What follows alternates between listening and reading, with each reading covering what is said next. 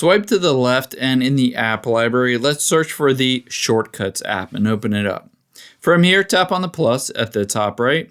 And next to New Shortcut, tap the drop down arrow and choose Rename. We're going to rename this Video, can't type here, Video to Audio, and hit the check mark.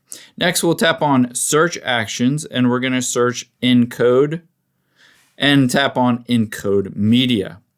From here, let's tap the drop down arrow here and make sure to toggle on Audio Only. And next to Media, where it says Encode, let's tap on Media and choose Shortcut Input. From here, next to Receive, let's tap on where it says Apps and 18 more. And make sure to clear all these and only select Media, aka Videos, and hit the check mark. Next, let's tap on the Search Actions here, and we will want to save this when we're done. So search for Save and tap on Save File.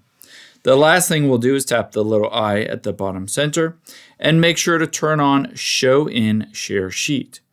After we've done that, we're ready to go. We can hop out here and open up the Photos app on your phone, open up a video, tap on the share icon, and now if you scroll down, you should be able to see Video to Audio. Just tap on that and it will do its magic to save that into the Files app on your iPhone. It will pop up and ask you where you want to save it. In most cases, you might want to put it in the Downloads folder and then just tap on Open and it will save the audio to that.